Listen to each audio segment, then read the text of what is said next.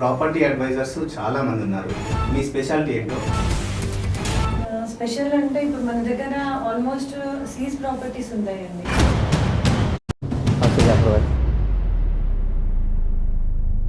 నాది first goal వచ్చి middle class వాళ్ళకండి. Okay. లో బడ్జెట్లో హౌసెస్ కావాలి వాళ్ళకి. మిడిల్ క్లాస్ వాళ్ళు నన్ను తలుచుకోవాలి అంతే. మేడం త్రూ ఇలాంటి ప్రాపర్టీ వచ్చింది మనకి. ట్రై చేసి వాళ్ళు పంపిస్తూనే ఉంటారు, నోటీసెస్ వెళ్తూనే ఉంటాయి, వాళ్ళకి అన్ని జరుగుతూనే ఉంటాయి. బట్ అయినా కానీ వీళ్ళు ఎంత అది ఉంటారంటే కిరోసిన్ మోసుకొని కూర్చుంటారు.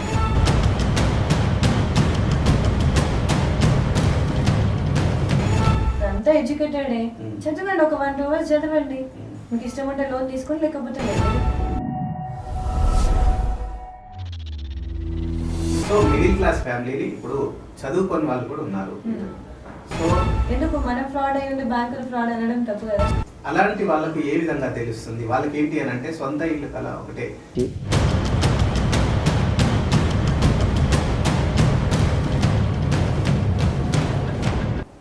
ఏదైనా చేసినా జనంగా ఉండాలి అంతే. ఒకరిది నేను తినొద్దు, నాది ఇంకొకరు తినొద్దు. ఇంతవరకు నేను లెవెల్గా చేసుకుంటాను, కథం అయిపోయింది. ఎక్కువ ఏం చదువుకోలేదు, నేను చేసిన గ్రాడ్యుయేషన్ చేసి కూడా ఫైనాన్షియల్ ఇండిపెండెన్స్ లో ఎంత అడ్వైస్ గా మా దగ్గర ఆల్మోస్ట్ ఒక 25% లేడీస్ ఉన్నారండి, హోమ్ మేకర్స్. చూస్తున్నవారని అనుకుంటారు కదా, ఏ మా మాటలు మస్తుగా చెప్తారులే, ఆవిడకి ఏంది ఫుల్ బ్యాక్గ్రౌండ్ ఉండొచ్చు, అందుకే బ్రెయిన్ విత్ బ్యూటీ అంతే. అంతే. నమస్తే friends, welcome to our channel. This is KNR. మీరు చూస్తున్నారు journalist KNR. Property recovery adviser Rupa associates Sama Swarupa Goud గారితో మన ఇంటర్వ్యూ. నమస్తే మ్యామ్. నమస్తే. ప్రాపర్టీ అడ్వైజర్స్ చాలా మంది ఉన్నారు. ప్రాపర్టీ అడ్వైజర్గా సో మీరు ఇంతవరకు ఫేస్ చేసిన విషయాలు, అలాగే మీ స్పెషాలిటీ ఏంటో మాకు చెప్పండి. నాది ఫస్ట్ గోల్ వచ్చి మిడిల్ క్లాస్ వాళ్ళకండి. ఓకే. లో బడ్జెట్లో హౌసెస్ కావాలి వాళ్ళకి. ఇప్పుడున్న సిచ్యువేషన్లో రియల్ ఎస్టేట్ పరంగా వెళ్తే పెద్ద పెద్ద బడ్జెటే ఉన్నాయండి, అబవ్ 1 CR ఉంటున్నాయి. ఇప్పుడు మన దగ్గర ఉన్న ప్రాపర్టీస్ ఏంటంటే 1 CR బడ్జెట్లో ఉన్నవి 65, 68, 75 lakhs అలా వస్తూ ఉంటాయి. ఇలాంటి ప్రాపర్టీస్కి చాలా మంది వెయిటింగ్ లిస్ట్లో ఉంటారండి నా దగ్గర. ఈ ప్రాపర్టీస్ ఏంటంటే నాకు మంత్లీ ఆల్మోస్ట్ ఒక 5-6 ప్రాపర్టీస్ సేల్ చేస్తాను నేను. ఈ చిన్న ప్రాపర్టీస్ మిడిల్ క్లాస్ వాళ్ళు నన్ను తలుచుకోవాలి అంతే. మేడం త్రూ ఇలాంటి ప్రాపర్టీ వచ్చింది మనకి. ఇప్పుడు వాళ్ళ బడ్జెట్ ఇంతే మేడం, మా బడ్జెట్ అని చెప్తారు వచ్చి స్ట్రైట్ ఫార్వర్డ్ గా. ఆ బడ్జెట్ లో నేను వాళ్ళకి ఇప్పించాను. బేస్ వచ్చి నేను అక్కడ నుండి అండి స్టార్ట్ చేసింది. అవునా? రూపా అసోసియేట్స్ అంటే 1 crore పైననే ప్రాపర్టీ డీల్ చేస్తుంది అనేది విన్నాను. అది కాదని? అది ఇప్పుడు ఒకప్పుడు నేను ఆల్మోస్ట్ 15 years ఈ సర్వీసెస్ అండి నాది. ఈ జస్ట్ 7 years నుండి నేను ఈ ఆక్షన్ ప్రాపర్టీస్ చేస్తున్నాను. ఈ 7 years నుండి ఫస్ట్ స్టార్టింగ్ బేస్ వచ్చి చిన్న ప్రాపర్టీస్. ఒకటేసారి పైకి వెళ్ళాలంటే వెళ్ళలేం కదండి. ఉంది, అది రన్నింగ్ లో ఉంది. అండ్ అది చేస్తూ నేను ఈ outskirts properties 30 acres, 40 acres, 25 acres ఇలాంటి ల్యాండ్ ప్రాపర్టీస్ ఉంటాయి కదా, అవి లీడ్ చేస్తుంటాను. ఓకే. సో రూపా అసోసియేట్స్ యొక్క స్పెషాలిటీ ఏంటి అని అంటే కేవలం రికవరీ ప్రాపర్టీస్ ఇప్పించడమే కాదు, అలాగే లోన్స్ కూడా ఇప్పించడం జరుగుతుంది. అలాగే మిడిల్ క్లాస్ వాళ్ళకు, మరీ ముఖ్యంగా మిడిల్ క్లాస్ వాళ్ళు కాంటాక్ట్ చేయొచ్చు. స్వరూప గారు చాలా స్మూత్గా డీల్ చేస్తారు. సో ఎవరైనా మొండి బకాయిలు ఉంటే కూడా తను చాలా స్మూత్గా డీల్ చేస్తారు. అటు బ్యాంకర్స్కు, అలాగే ఇటు ప్రాపర్టీ వాళ్ళకు కూడా ఎలాంటి నష్టం లేకుండా తను అడ్వైస్ చేయగలుగుతుంది. సో మేడం, అది ఎలా సాధ్యమవుతుంది? ఎందుకంటే ఒక ఆక్షన్ ప్రాపర్టీకి డీల్ చేయాలనంటే సో వాళ్ళు కట్టలేని పరిస్థితిలోనే ఉంటారు. సో అలాంటి వాళ్ళని కూడా కట్టిస్తారు అనేది కట్టించడము అంటే అది సైడ్ పార్ట్ అండి. ఇక్కడ మాకు వచ్చే ప్రాపర్టీ ఒకటి, సమ్మరోడ్ ఎగ్జాంపుల్ ఒక ప్రాపర్టీ వచ్చింది, ఓనర్ అండర్ బ్యాంక్ అండర్ ఉంది. ఓనర్ వెకెట్ చేయట్లేదు. ఓనర్ వెకెట్ చేస్తేనే కదా ప్రాపర్టీ సేల్ చేసేది. నేను మెల్లిగా బిఫోర్ నాకు ప్రాపర్టీ వచ్చినప్పుడే నేను స్లోగా చెప్తూ ఉంటాను, ఇలా కాదు, పేమెంట్ చేయకపోతే వెళ్ళాల్సిందే, ఈ రోజు కాకపోయినా 1 year తర్వాత అయినా మీరు వెళ్ళాల్సిందే, లేకపోతే బలవంతంగా దీంట్లోనే పంపించేస్తాం. అది బ్యాంకర్స్ ఎలాగో ట్రై చేసే ఉంటారు. బ్యాంకర్స్ ట్రై చేసి వాళ్ళు పంపిస్తూనే ఉంటారు, నోటీసెస్ వెళ్తూనే ఉంటాయి వాళ్ళకి, అన్ని జరుగుతూనే ఉంటాయి. బట్ అయినా కానీ వీళ్ళు ఎంత అది ఉంటారంటే కిరోసిన్ మోసుకొని కూర్చుంటారు సార్. లేకపోతే నేను చనిపోతాను, నేను స్లోగా వెళ్తానండి. యాజ్ ఎ ఫ్యామిలీ మెంబర్ లాగా మూమెంట్ తీసుకొని వాళ్ళ ఇంట్లో వెళ్ళి కూర్చొని వాళ్ళతో మింగిలే చెప్తాను, అమ్మ మీకు ఇలా కాదు, ఇలా వెళ్తే మీకు డబ్బులు వస్తాయి, ఆల్రెడీ బ్యాంక్ నుండి ఇంత అమౌంట్ తీసుకున్నారు, మీరు కట్టలేకపోయారు, ఇంత ఘోరంగా జరిగినప్పుడు మీరు ఎంత బెదిరించినా కానీ బ్యాంక్ అనేది వినదు. బ్యాంక్ వాళ్ళది పర్సనల్ ప్రాపర్టీ కాదు కదా, అది పర్సనల్ ఫండ్ కాదు కదా ఇచ్చింది. వాళ్ళు ఊరుకుంటారా? ఊరుకోరు కదా. ఏదో ఒకటి నచ్చి చెప్తారు. టైం పోయింగ్ అండి, ఒకటి 1 month లో క్లోజ్ అవుతుంది, ఒకటి 3 months, ఒకటి 6 months పట్టొచ్చు వాళ్ళు ఒప్పుకోవడానికి. బట్ వాళ్ళని ఒప్పించి వాళ్ళ త్రూవే నేను చేయడానికి ట్రై చేస్తాను first of all. Other than వీళ్ళు ఒప్పుకోకపోతే బ్యాంక్ అంతే, ఎందుకంటే తిరిగి నేను సేల్ చేయాలి దాన్ని. ఓకే, బ్యాంకర్స్ నుండి ఏంటంటే పెద్ద పెద్ద గుండాలను పెడితే కూడా వాళ్ళు వినలేని పరిస్థితిలో ఉంటున్నారు, అంత మొండిగా ఉంటారు. అదే అలాంటి ప్రాపర్టీస్ కూడా డీల్ చేస్తారు అనేది మాకు తెలుసు. సో మీ స్మూత్నెస్ చూసి వాళ్ళు అంటే కన్విన్స్ అవుతారా అనేది అనిపిస్తుంది. అంటే ఒక్కొక్కరు కన్విన్స్ అవ్వరండి. లాస్ట్ మూమెంట్ లో నేను ఏం చేస్తా, వినట్లేరు మీరు, ఓకే లైట్, నేను ఇలా చేస్తే అలా చేస్తే నేను ఏమి బెదిరించడం ఇవన్నీ మాట్లాడను. ఇక్కడ ఉంది, నాకు ఇక్కడ ఉంది ఆప్షన్, ఐదర్ ఓనర్ కి ఎక్కువ ఇంపార్టెన్స్ ఇస్తా. సరే ఇంత లాస్ అయ్యారు, బ్యాంక్ ఎప్పుడైనా చక్రవడ్డీలు కట్టాల్సిందే, తెలిసిందే కదా. ఇక్కడ వీళ్ళని బతికిస్తాం పాపం అని చెప్పి వీళ్ళతో ఎక్కువ మూమెంట్ తీసుకుంటా. సరే వీళ్ళు వినకపోతే బ్యాంక్ ను ప్రిపేర్ చేసి పెడతా. ప్రిపేర్ చేసి బ్యాంక్ కి ఒక్కొక్క ప్రాపర్టీ జస్ట్ నెక్స్ట్ వీక్ నేను కస్టమర్ తో ఈఎండి పేమెంట్ కట్టించాను. ఈఎండి వేసి పెడతాను, 25% పేమెంట్ ఆల్మోస్ట్ డన్. ఇంకా సేల్ కన్ఫర్మేషన్ వచ్చే బిఫోర్ ఓనర్ వచ్చి మన దగ్గర కూర్చుంటాను, మేడం మాకు ఒక 1 రూపీ రావాలి, మీరు చెప్పింది ఇన్ని రోజులు వెళ్ళలేదు, ఇప్పుడు ఏదో ఒకటి చేయండి అంట. పాపం వాళ్ళ కోసం నేను వెయిట్ చేస్తుంటా ఇక్కడ. వాళ్ళు చెప్పాను సరే వస్తారేమో. ఇప్పుడు వాళ్ళు కూడా రావాలి కదండి. ఇప్పుడు ఫ్యామిలీ ఒక 20-30 lakhs ఎక్కువ వచ్చినా కానీ వాళ్ళు బతికే కెపాసిటీ ఉండాలి కదా. ఆల్రెడీ డిఫాల్టర్ లాస్ అయి ఉన్నారు వాళ్ళు, పిల్లలు, వైఫ్, ప్లస్ ఏమంటారు అమ్మ నాన్న వీళ్ళందరూ ఉంటారు. బతకడం ఎట్లా వాళ్ళకి? దట్ మీన్స్ ఏంటంటే బ్యాంకర్స్ ఓన్లీ, మిగతా వాళ్ళు ఓన్లీ రికవరీ గురించి ఆలోచిస్తారు. మీరు నేను కస్టమర్ బెనిఫిట్ ఎప్పుడైనా ఓనర్ కి నేను ఎక్కువ ఇంపార్టెన్స్ ఇస్తానండి. నేను 90% ఓనర్ కే నేను ఎక్కువ ఇంపార్టెన్స్ ఇస్తాను. అది కీ రోల్ అన్నట్టు. అంతే, ఇంకా అదే కీ రోల్. ఇంకా సో ఇది కాకుండా మీరు ఇండస్ట్రియల్ ప్రాపర్టీస్ కూడా డీల్ చేస్తారని, దాని గురించి డీప్లీగా చెప్పండి. ఇండస్ట్రియల్ ప్రాపర్టీస్ అంటే నేను బ్యాంక్ అండర్ అండి చేయించేది. ఓకే, బ్యాంక్ అండర్ చిన్నవి స్మాల్ స్కేల్ ఇండస్ట్రీస్ ఉంటాయి కదా, అవి 2.5 CR 3 CR బడ్జెట్ చిన్న ప్రాపర్టీస్ ఓనర్స్ బిల్లింగ్ త్రూ చేపిస్తాను నేను. ఎక్కువ నా దగ్గర అయ్యే ప్రాపర్టీస్ ఓనర్స్ బిల్లింగ్ త్రూ అవుతాయి, వాళ్ళని ఒప్పించి వాళ్ళ త్రూ చేపిస్తాను. ఇంకా సరే నచ్చింది అంటే ట్రై చేసి వీళ్ళతో అవ్వకపోతే బ్యాంక్ త్రూ చేపిస్తాను, అంతే.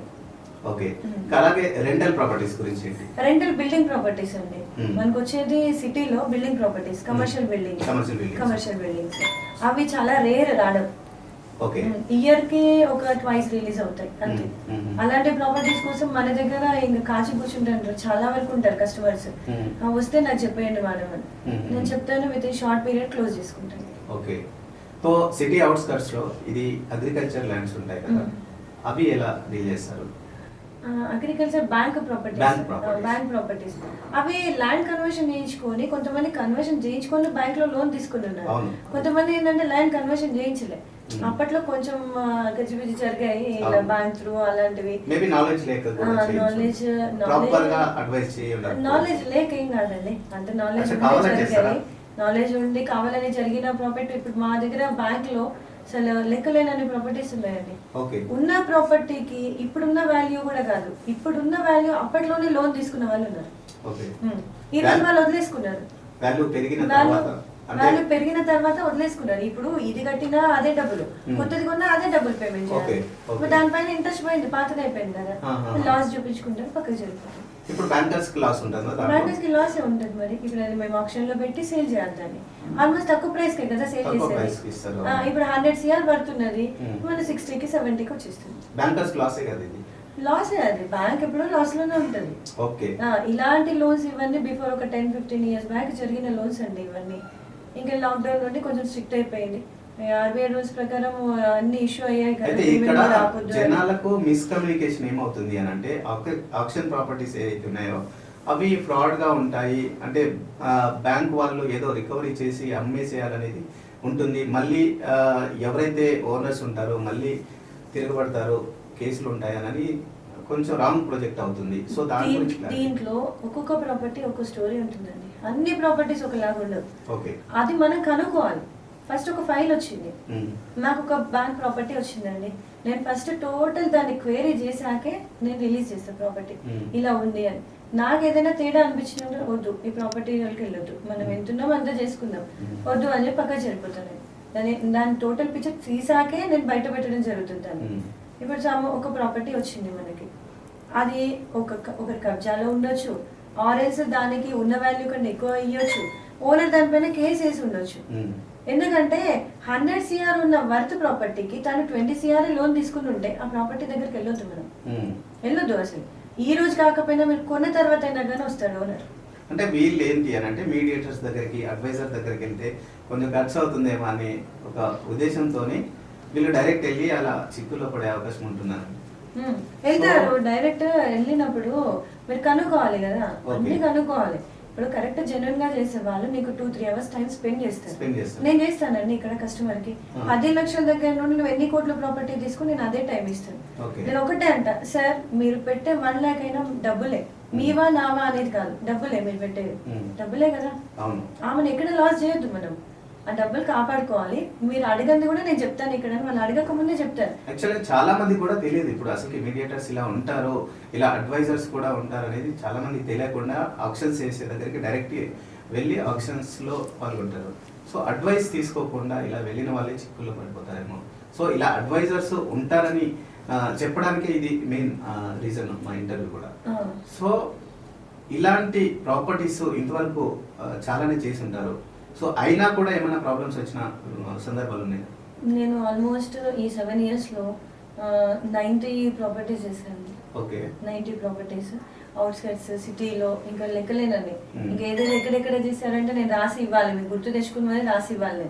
చేసా ఒక్కొక్కటి ఒక్కొక్క రిస్క్ బేస్డ్ ఆన్, ఒక్కొక్కటి లేట్ అవుతుంది. ఇప్పుడు పేమెంట్ చేస్తాము, ఒక్కొక్క ప్రాపర్టీ 10 months టైం పట్టింది కూడా ఉంది. బట్ దానికి నేను వీళ్ళకి ఎలా చెప్పుకోవాలని చెప్పుకున్నాను, బ్యాంకర్స్ ఫైట్ చేశాను, లేదా సార్ ఇలా పేమెంట్ అయింది మీరు ఇంత లేట్ అయితే ఇలా అనేసి, అంటే వెకెట్ చేయించడానికి ప్రాబ్లం. ఇంకా దాన్ని మన దగ్గర తీసుకున్న ప్రైస్ కి డబుల్ ప్రైస్ కి సేల్ చేసుకున్నారు. ఏది నేను ఆ 10 months కి మళ్ళీ నేను రిలీజ్ చేసిన కట్టింది 25%. 25% కట్టి investment as investment 10th month మీరు టోటల్ పేమెంట్ చేయాలి. ఆ డే మీరు వేరే వాళ్ళకి ఆల్రెడీ సోల్ చేసి వాళ్ళ డబ్బులు కట్టినారు కదా. ఓకే, అలా కూడా ఉన్నాయి. సో ఈ బ్యాంకర్స్ మరి 10 months అయిన తర్వాత ఇంక్రీజ్ చేయరా? అదే ఆల్రెడీ సేల్ కన్ఫర్మేషన్ ఇచ్చేసినారు వాళ్ళు. అచ్చా, కన్ఫర్మేషన్ ఇచ్చాక హౌస్ వెకేట్ చేయించడానికి ఇబ్బంది పడ్డారు. ఎందుకు లేట్ అవుతుంది అంటే పోలీస్ సెక్యూరిటీ దొరకట్లేదు, మేనేజర్ చేంజ్ అవుతున్నారు. ఇవన్నీ ఎలా, ఇప్పుడు ఇవన్నీ నేను మేనేజ్ చేసుకోవాలి.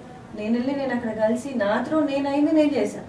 ఇటు అటు అందరము కలిసి వెకెట్ చేయించేసి 10th month రిలీజ్ చేపించాం. ఒక్కో ప్రాపర్టీ ఇలా అవుతాయండి. ఈ టైంలో ఓనర్స్ ఎవరైతే ఉన్నారో ఇంక్రీజ్ అయిన తర్వాత వచ్చిన సందర్భాలు ఏమైనా ఉన్నాయా?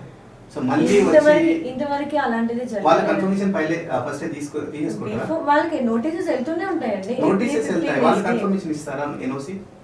ఎన్ఓసి అనేది బ్యాంక్ కి బిఫోర్ ఉంటుంది. ఇక్కడ అదే ఓనర్ కి కూడా తెలియదు అది. ఈ విషయం పాయింట్ బాగుంది ఇది. ఎందుకంటే ఇప్పుడు మనం ఇప్పుడు ఒక లోన్ తీసుకుంటారండి, మీరు ఇంత డాక్యుమెంట్ ఉంటుంది, దాంట్లో ఏది అనేసి చదువుతారా మీరు? సైన్ చేసేస్తారు. 200 పైన సిగ్నేచర్స్ చేస్తారు. దాంట్లో మిడిల్ లో వైట్ పేపర్ వస్తుంది, వైట్ పేపర్ చూసుకోరు, అది కూడా పెట్టేస్తారు. అక్కడ ఆగిపోతారు ఎవరైనా.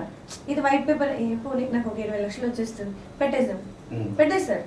కొంతమంది దాని గురించి ఇష్యూ రేజ్ చేసి 1 hour అక్కడ టార్గెట్ ఫైటింగ్ చేసి ఇది ఎందుకు పెట్టాలి సైన్ అని అడుగుతారు. వాళ్ళతో కూడా పెట్టించుకుంటారు. ఎందుకంటే ఇది ఉంటేనే పని అవుతుంది.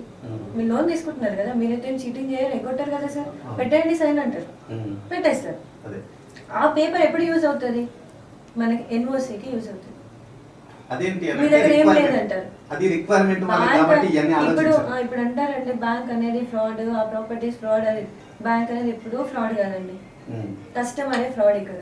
ఎందుకంటే మనం జెన్యున్ గా ఉంటే మనం అన్ని కనుక్కుంటాం. దీంట్లో ఎక్కడెక్కడ సిగ్నేచర్ చేస్తున్నాం ఏంటి అనేది దీంట్లో చూసుకుంటాం. మనం చూసుకొని మీరు జెన్యున్ గా అంటే మీరు 90 lakhs అంటే 200 పేపర్స్ లో సైన్ పెడతాము. 200 మరి మీరు తర్వాత ఇప్పుడు మీ దగ్గర ఏముంది, నేను లేని నువ్వు ఎట్లా అమ్ముతావు అని అడుగుతారు కస్టమర్ బ్యాంక్. నేను లేని నువ్వు ఎట్లా అమ్ముతావు అంటారు. మేము ఏమనం కూల్ గా సరేలే మేము సేల్ చేసుకుంటాంలే నువ్వైతే వెళ్ళిపోవాలి. స్టిల్ అది అక్కడ లాక్ వేసాక కూడా తను బయటికి వెళ్ళిపోయి ఓనర్ డిస్టర్బెన్స్ చేస్తూ ఉంటారు. ఓకే. మీరు ఎన్ని డిస్టర్బెన్స్ చేసినా మేము ప్రాపర్టీ అమ్ముతాం. ఎలా అమ్ముతాం? అమ్మిన తర్వాత మీకు అర్థమవుతుంది ఏముంది, కొన్న బయ్యర్ దగ్గర ఏముంది మీ ప్రూఫ్. మా దగ్గర మేము ఇస్తాం వాళ్ళకి, సెక్యూర్ గా ఉంటుంది లీగల్ అంతా. ఓకే.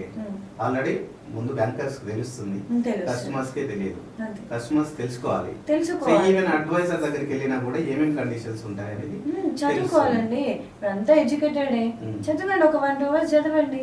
మీకు ఇష్టం ఉంటే లోన్ తీసుకోండి, లేకపోతే లేదు. ఏదో చీటింగ్ చేయడానికి లోన్ తీసుకోవద్దు. ఎగ్జాక్ట్ మన పర్పస్ ఏంటో దానికి తీసుకోవాలి, కట్టేయాలి. ఎందుకు మన ఫ్రాడ్ అయి ఉంది బ్యాంకులు ఫ్రాడ్ అనడం తప్పు కదా. సో మిడిల్ క్లాస్ ఫ్యామిలీ ఇప్పుడు చదువుకొని వాళ్ళు కూడా ఉన్నారు. సో అలాంటి వాళ్ళకు ఏ విధంగా తెలుస్తుంది? వాళ్ళకి ఏంటి అని అంటే సొంత ఇల్లు కల ఒకటే వాళ్ళ మైండ్లో ఉంటుంది. వాళ్ళు నాకు సొంత ఇల్లు కావాలి, ఎలాగైనా ఇప్పుడు డబ్బులు పెట్టుకునే అంత పరిస్థితి లేదు. సో లోన్స్ తీసుకుంటారు. ఆ లోన్స్ తీసుకునే ప్రాసెస్లో సో ఇలాంటివి చదివే అవకాశం ఉండదు కదా. సో వాళ్ళ నుండి ఏ రకంగా బ్యాంకుకి నెగిటివ్ అవ్వలేదండి.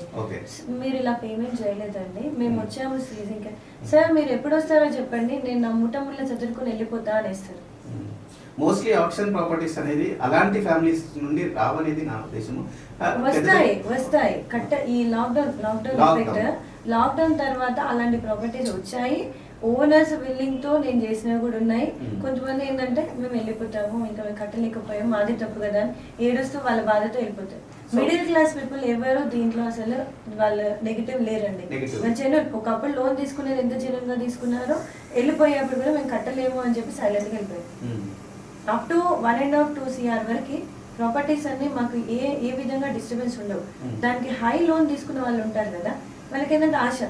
అప్పట్లో ఆశనే, ఇప్పుడు ఆశ, ఎప్పుడైనా అదే మనిషిని ఆశనే బతికిస్తుంది. సో ఈ పరిస్థితులు ఏంది అని అంటే ఈవెన్ సివిల్ అనే విషయం కూడా తెలియదు. సివిల్ స్కోర్ ఎలా ఉండాలి, సివిల్ స్కోర్ అనేది ఒకటి ఉంటుంది, దాన్ని బట్టి లోన్ దొరుకుతుంది అనేది కూడా ఇప్పటి వరకు చాలా మందికి తెలియదు. సో సివిల్ స్కోర్ తెలుసుకోకుండానే లోన్స్ అప్లై చేసుకుంటారు. ఆ తర్వాత సివిల్ స్కోర్ తక్కువ ఉంది అనేసి మీకు లోన్ రాలేదు అనేది చెప్తారు. సో వాళ్ళకు మీరు ఇచ్చే అడ్వైస్ ఏంటి? సివిల్ ఇప్పుడు మీరు ఒక ప్రాపర్టీ కొనుక్కుంటున్నారండి, కొనేటప్పుడు కరెక్ట్ గైడెన్స్ ఇచ్చే పర్సన్ దగ్గరికి వెళ్ళారు. ఈవెన్ బ్యాంక్ మేనేజర్స్ అయినా కానీ మీరు వెళ్ళినప్పుడు ట్రాన్స్ యూనియన్ సివిల్ ఉంటుంది. సివిల్ తీయించి మీరు ఒకటే సివిల్ తీయించేసి చెక్ చేయమనండి. ఒక్కరోజు మీరు కస్టమరే ఎక్కువ ఆతురత ఉంటుందండి. బ్యాంక్ అన్ని ఎక్కువ ఫోర్స్ చేసేదే కస్టమర్. లోన్ చేయండి ఇంకా చేయట్లేదు, ఎన్ని టైమ్స్ తిరగాలంటారు. అంటే మమ్మల్ని చెక్ చేసుకుని బిఫోర్ వాళ్ళు చేయండి, ఇంకా చేయరా, సరే అయ్యో ఈయన మమ్మల్ని వదిలేసి వేరే దగ్గర లాగిన్ పెట్టుకుంటాడేమో అనే ఉద్దేశంతో బ్యాంకర్ ఏం చేస్తారు, లాగిన్ పెట్టేస్తారు. అంటే ముందు చెక్ చేసుకుని ఇవ్వాలి వాళ్ళని. లాగిన్ పెట్టినాక లూప్ హోల్ దానిలో ఉంటుంది సిబిల్, ఫైల్ అవ్వదు సార్ అని చెప్తారు. కస్టమర్ ఏం చేస్తారు, తిట్టేస్తారు, నువ్వు ఎందుకు తీసుకున్నావు, అది ఇది నేను వేరే దగ్గర చేయను. ఇక్కడ నుండి ఇంకో బ్యాంక్ వెళ్తాడు. తిట్టడం పక్కన పెడితే ఒక బ్యాంక్ ఇవ్వలేదని ఇంకో బ్యాంక్ 10 బ్యాంకు వెళ్తారు వాళ్ళు.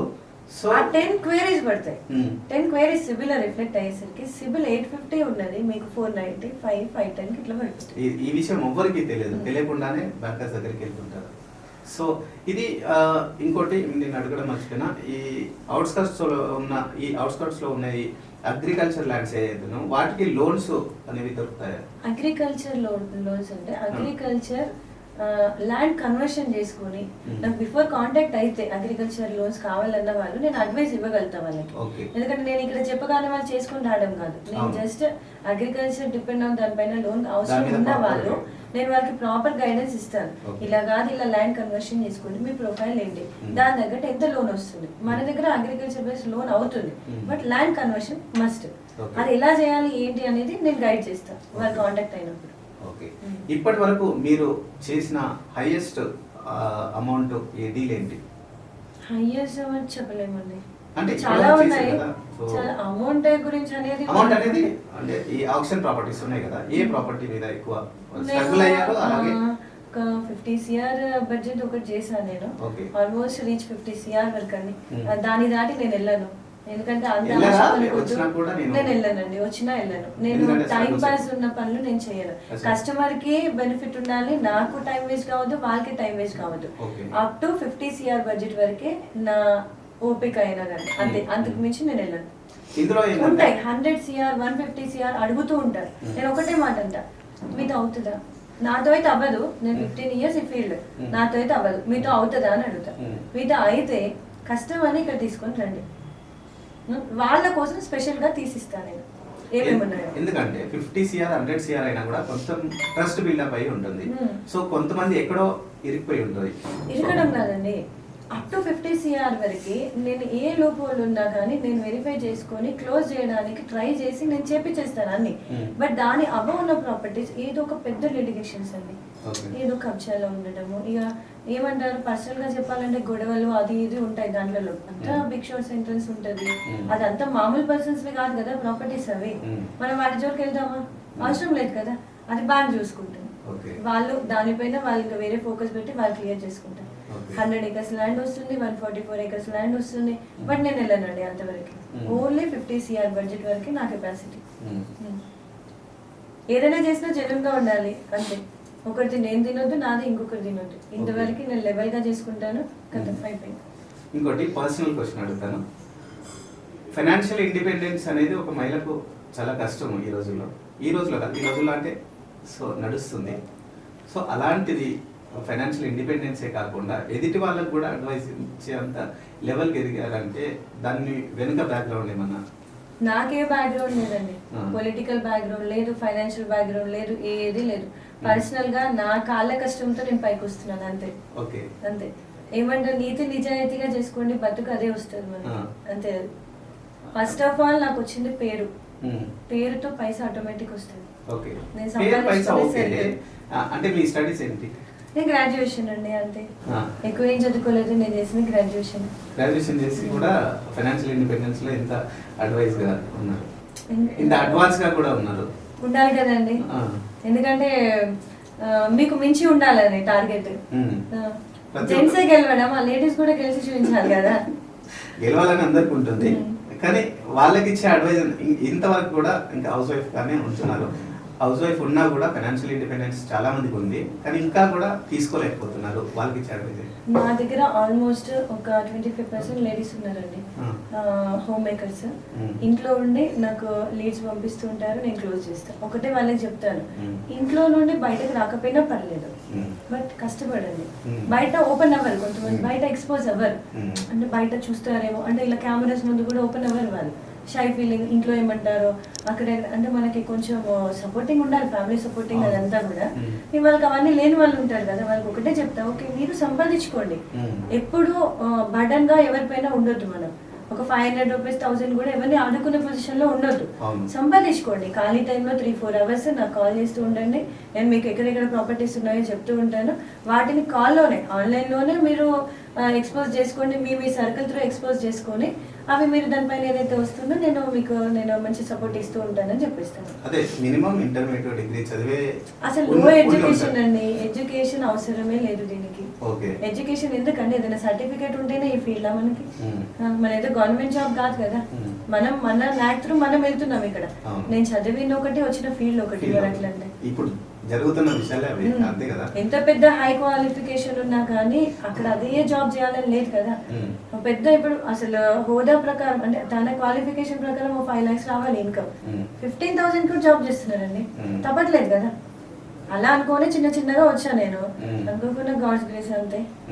అంతే, అంటే ఇంత పెద్ద ఆఫీస్ రన్ చేయడం అనేది ఒక మహిళకు ఒంటరిగా సాధ్యపడిన విషయము. అంటే అందుకే నేను అడిగింది ఏంటంటే ఏం బ్యాక్గ్రౌండ్ ఉంది, అలాగే ఎవరి సపోర్ట్ ఎక్కువగా? నాకు ఫ్రెండ్ సర్కిల్ సపోర్ట్ ఎక్కువ అండి, ఓన్లీ ఫ్రెండ్ సర్కిల్ అంతే. రిలేటివ్స్ కానీ ఏదో పర్సనల్ బ్యాక్గ్రౌండ్ ఉండి పొలిటికల్ ఉండి అది ఏది లేదండి నాకు, ఓన్లీ ఫ్రెండ్ సర్కిల్. అంటే అదే చూస్తున్నవారని అనుకుంటారు కదా, ఏ మా మాటలు మస్తుగా చెప్తారులే, ఆవిడకి ఏంటి ఫుల్ బ్యాక్గ్రౌండ్ ఉండొచ్చు అందుకే చెప్తుంది అని అనుకుంటారు. దాని గురించి నేను ఏ బ్యాక్గ్రౌండ్ లేదండి నాకు, జస్ట్ ఫ్యామిలీ. మా ఫ్యామిలీ మిడిల్ క్లాస్ ఫ్యామిలీ. మా నాన్న వచ్చి RTC employee, bus Bhavan retired.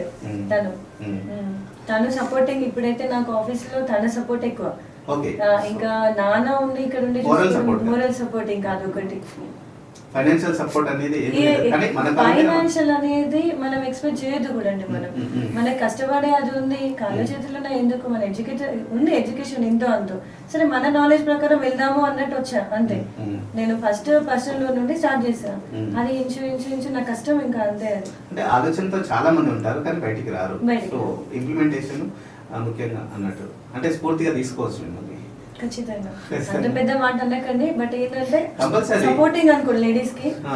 ఏ విధంగా అయినా ఏంటంటే తనను చూసి ఇలా గట్స్ తో మనం Compulsory ముందుకెళ్దాము కదా. అనే ఆలోచన వస్తే చాలు. అంతే. భయపడొద్దు అంటారు ఫస్ట్ ఆఫ్ ఆల్. మ్మ్. అంటే ఈ మధ్య కాలంలో జరుగుతున్నాయి కదా బయట చాలా వరకు లేడీస్ కి, అదే. అది మీరు ఫేస్ చేసుకునే కెపాసిటీ మీకు ఉండాలి. మ్మ్. అంతే, మ్మ్. తగ్గే దగ్గర తగ్గండి, మ్మ్. బట్ గట్స్ మాత్రం బయట ఉండాలి ప్రపంచం. అంతే. అంతే. అంటే చాలా మంది ఎందుకు పర్సనల్గా అడుగుతున్నానంటే మరి సో ఇంట్లో వండుకుంటూ నేనేం కష్టం చేస్తలేను కదా, సో తెచ్చిస్తుంటే నేనేం అడగలేకపోతాను, సో నేను ఇండిపెండెన్స్ అనేది ఉండదు అనేది ఎక్కువగా ఆలోచిస్తుంటారు. ఫస్ట్ అడగడం మొదలు పెట్టేస్తే ఆలోచనే రాదు వాళ్ళకు. సో దాని గురించి ఇండిపెండెన్స్ గా ఉండడం అనేది ఈ రోజు ముందుకు రావాలండి, బయటకు వెళ్ళాలి, అదే. ఇంట్లో నచ్చి చెప్పుకోవాలి, ఇలా కాదు, ఇలా ఇన్కమ్ సరిపోదు మనకి, ఇలా చేద్దాం, ఇలా మనం ఏం తప్పు చేయట్లేదు కదా, అవును. డబ్బులు సంపాదించడానికి ఒక టార్గెట్ తో ముందుకు వస్తున్నాం. మ్మ్. రండి బయటకు వెళ్ళండి, మంచిగా ఏదో ఒక ఇన్కమ్ వస్తుంది. చాలా ఫెసిలిటీస్ ఉన్నాయండి. ఒకప్పుడు ఇన్కమ్ కోసం యూఎస్ కంట్రీస్ వెళ్ళే వాళ్ళం మనం, మ్మ్. అదే ఇన్కమ్ ఇక్కడ అంతకంటే డబల్ ఉందండి మన దగ్గర. మ్మ్. మీరంతా బయటకు వస్తేనే కదా ఏముంది అనేది తెలిసేది మనకి. మ్మ్. ఇక్కడ జాబ్ లేదు, అది లేదు, ఇది లేదు అంటే ఎందుకు లేదండి జాబ్స్. మీరు చెయ్యండి కష్టపడి, ఇంట్రెస్ట్ పెట్టి. ఇంట్లో ఇప్పుడు house wife not a joke అండి, ఇంట్లో చూసుకోవాలి, బయటకు వచ్చి పని చేసుకోవాలి, మళ్ళీ ఇంటికి వెళ్ళి మేనేజ్ చేసుకోవాలి, అన్ని చేయాలి. అవన్నీ చేయండి, ఎందుకున్నాం మనం.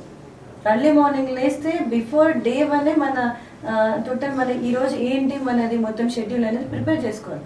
నేను అదే చేస్తాను ఇప్పుడు, 1 డే బిఫోరే షెడ్యూల్ ప్రిపేర్ చేసుకుంటా. చేసుకోండి, నేను ఇంట్లోనే చేస్తున్నాను బయటకు వెళ్ళి పని చేయాలా అంటారు. చెయ్యండి, తప్పేముంది దాంట్లో. ఫ్యూచర్ అది ఈ రోజు ఉన్న కండిషన్ రేపు ఉంటుందని ఎక్స్పెక్ట్ చేస్తామా? ఉండదు కదా. అదొకటి ఆలోచించి డేట్ తో ముందుకు రండి, పైకి వస్తాం, అంతే. అంతే. అంతే. మీరు సైట్కి వెళ్తారు కదా, సో సైట్కి వెళ్తే మీకు అంటే హెల్ప్ దొరుకుతుందా? సో అక్కడ ఈవెన్ వాళ్ళకు కూడా తెలిసి ఉండదు. తెలియదండి. ఏ విధంగా సార్ అసలు ఒక్కొక్క ప్రాపర్టీ మాకు లొకేషన్ ఇచ్చేది, అక్కడ బ్యాంక్ లో ఉన్న లొకేషన్ ఒకటి ఉంటుంది, అక్కడికి వెళ్ళాక వేరే ఉంటుంది. సర్వే నెంబర్స్ మ్యాచ్ అవ్వవు. ఇప్పుడు నేను ఏం చేస్తాను, వేరే వాళ్ళైతే ఏమీ దొరకట్లేదు అని చెప్పి లైట్ తీసుకొని వెళ్ళిపోతారు.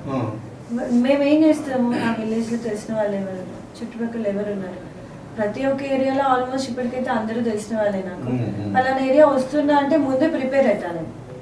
ఇలా వస్తున్నాను, ఇలా అక్కడ ఒక ప్రాపర్టీ వచ్చింది, అక్కడికి వస్తారని అడుగుతా, వచ్చేస్తారు.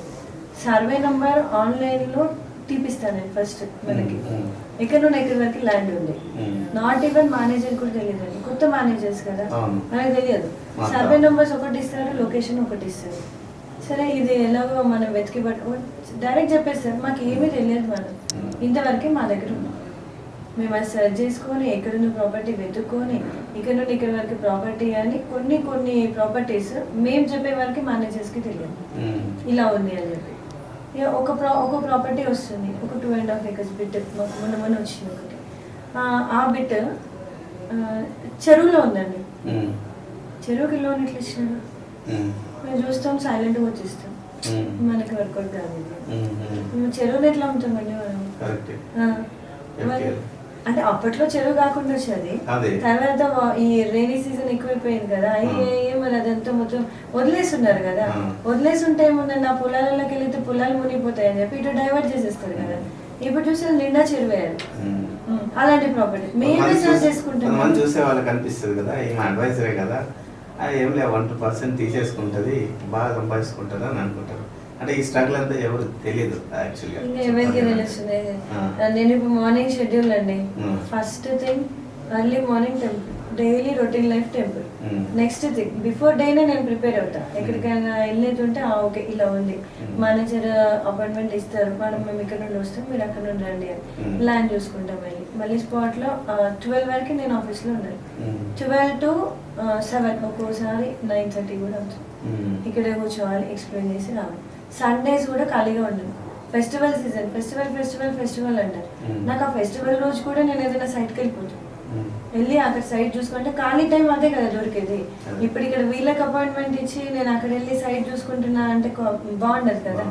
పెద్ద వాళ్ళు వస్తారు మన దగ్గరికి, అందుకే అక్కడ టైం అక్కడ మెయింటైన్ చేస్తాను, ఇక్కడికి వచ్చి ఇక్కడ టైం మెయింటైన్ చేస్తాను. ఎప్పుడు అనిపించలేదా ఇంత హెడేక్ అవసరం అండి? నాకు ఎప్పుడూ అనిపించలేదు. పుట్టింది ఎందుకు మనం ఏంటో చూపించుకోవాలనే కదా, ఒక గోల్ ఉండాలి. అందుకే నేను అనేది ఈవెన్ జెంట్స్ అయినా లేడీస్ అయినా ఒక గోల్ పెట్టుకోవాలి మనం, అంతే. మనం ఇలా ఎదగాలి, ఇలా చూపించాలి నిల్చోనని. ఇప్పటికైనా నాకు ఉంది మాత్రం పేరు ఉందండి, చాలా చాలా మంచి పేరు ఉంది, చాలా నాకు అంతే. అదొకటి నేను హ్యాపీ ఫీల్ అవుతా. అదేదో మీ స్ట్రగుల్ అంత నా స్ట్రగుల్ చెప్పాను కదా ఇంతకుముందు. సో చూసారు కదండి, ఇప్పటి వరకు ఒక మహిళే కదా అని అనుకుని ఉండొచ్చు, కానీ ఎంత స్ట్రగుల్ పడాల్సి వస్తుంది, సో స్ట్రగుల్ పడి కూడా ఎంత హైట్స్కు వెళ్ళొచ్చు అనే విషయం ఒక ఉదాహరణగా స్వరూప గారు చూసి తెలుసుకోవచ్చు.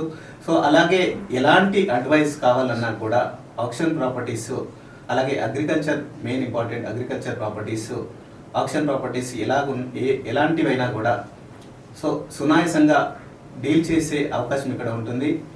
రూపా అసోసియేట్స్ అనేది ఎలాంటి ఆక్షన్ ప్రాపర్టీస్ ఉన్నా కూడా స్వరూప గారిని కాంటాక్ట్ చేయొచ్చు. సో మేము మీ కాంటాక్ట్ డీటెయిల్స్ డిస్ప్లే మీద ఇస్తాము. సో ఇంకేమన్నా మీరు చెప్పేది ఏమన్నా ఉంటే? ఏం లేదండి, అందరికీ సెక్యూర్ అనే చెప్తారు అంతే. ఏ అడుగు వేసినా కానీ 1 రూపీ కోసమే మనము, అదొకటి సెక్యూర్గా చేసుకోండి అంతే. Okay, thank you so much. Thank you.